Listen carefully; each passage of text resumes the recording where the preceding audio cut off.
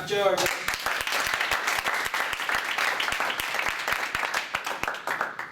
Growing up, I listened to a lot of oldies. I listened to groups like The Temptations, Bee Gees, but I'll never forget the day that my cousin Brandon introduced me into the world of hip hop. We were just sitting in his room, and he showed me this one song by Eminem called "Lose Yourself." I'm sure many of you guys have heard it, but it's a song that essentially says, take every opportunity that you have in order for you to realize your full potential.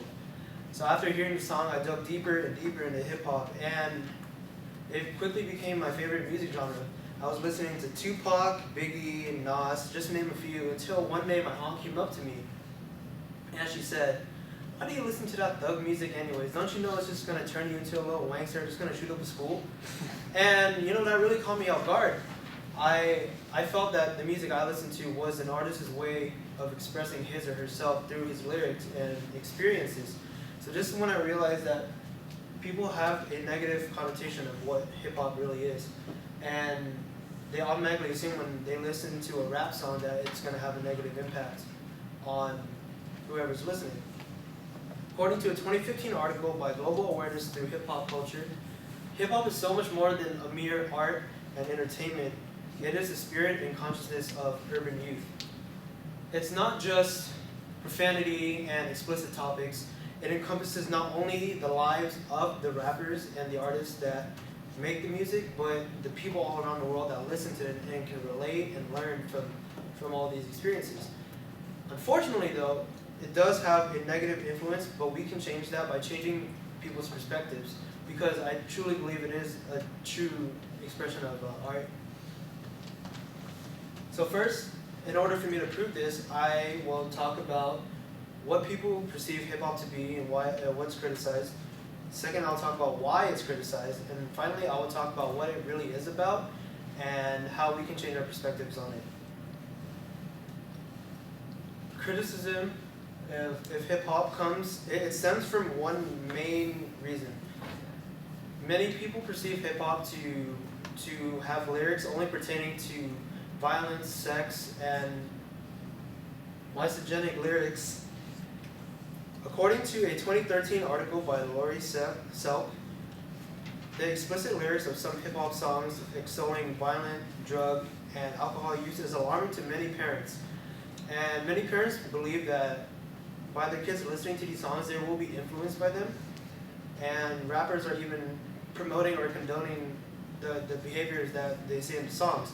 Another argument that people make is that hip-hop culture objectifies women and make them into sex objects. But a 2004 article by Mark Anthony Neal, who is an author and professor at the University of Texas, states, the lyrics and images that some rappers use to objectify women can be, they serve as a metaphor as how America actually treats their women. A good example of this is Immortal Technique's Dance with the Devil. It's a song I love. And it's essentially a song about a kid who's trying to join a gang, and his last initiation act is to join the gang and raping a woman and killing her. So to go out one night, 5 in the morning, put a bag over a woman's head, take her up to a rooftop on a building, they all proceed to rape her, and he pulls out his gun because he's about to kill her. They pull the bag off her head, and it's his mom. So he proceeds to jump off the building and he kills himself. Immortal Technique raps about this because it is a true story. He was one of the people that was there, and he was one that raped the mom. He's not glamorizing the fact that they objectified her. He's letting us know that there is a problem in these inner city gangs, and it is a reality that they are all facing. In a 1992 press conference, NWA press conference, Ice Cube states, "Our art is a reflection of our own reality." People feel like rap is so violent just because of the lyrics, but they don't really dig deeper and find out why. It's because their culture stems from a fight that they've been politically, socially, and economically oppressed. And there's also a little bit of hypocrisy in the criticism of the violent rap. Ice Cube, in a 1994 documentary called The Darker Side of Black, states, "We do things on a small level. Yes, there is violence, but America does things on a global level." There's bombing campaigns, stuff like that. It ain't just us. But now rap isn't as violent as it used to be. It is a lot more sexualized, and there's two main reasons for that. First reason is America has become very sexualized just in general. You see it everywhere. You see in the ads, you see in billboards, you see magazine articles, you see in music videos, and it's everywhere. Social psychologist Sarah Mernon in a 2013 PBS interview states, now it's a lot more common to see a more exposed body. There's an emphasis on how big a woman's breast should be, and easy access to all of these images makes it more acceptable for us, so it becomes a normalcy. People like to point at hip-hop and rap as being the only reason that we have all of this, but they fail to realize that America loves sex. Even before rap originated in the 70s, sex has always been around, and there's so many other mediums and platforms that people use. And the second reason that that rap has become so sexualized is record labels.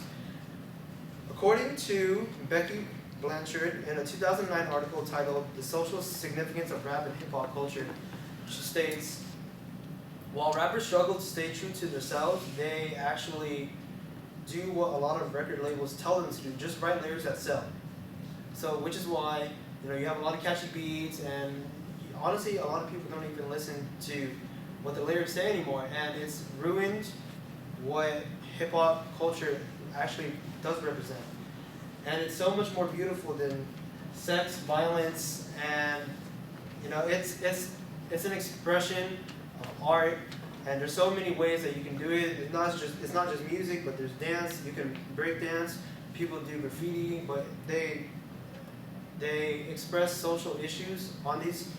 And consumers like you and me, we listen to rap songs, and for many, it is a safe haven from your everyday struggles, and it actually helps a lot of people overcome their problems. I conducted a personal interview with a good friend of mine, and he's actually a producer. I asked him, how has hip hop changed your life? And he said, honestly, man, it's been the rhythm of my life. There's certain songs with certain lyrics that resonate with my life, and they've pulled me out of depression and inspired me. No matter where you go, you'll always find someone listening to a song that resonates with their own life. And this song, Macklemore's song, Same Love, he talks about openly being gay, and he's saying it's okay because a lot of people are afraid of coming out. But we're all human, and we're all the same, so there's no reason to be afraid to be yourself. So in order for us to be able to realize that this music is out there, there's only two steps that you really need to take. First, you just need to be a little more open-minded. Don't follow stereotypes and don't follow what everyone says. The second is just dig deeper into a lot of music, a lot of more conscious music. Because you can't generalize the entire hip-hop population based off what you heard on the radio, based off what's presented to you. Now that I've talked about what criticism hip-hop receives, why it's received, and what it actually represents, and how we can change that, we can all change our perspectives. You can just go home, find a rap album, maybe, just explore.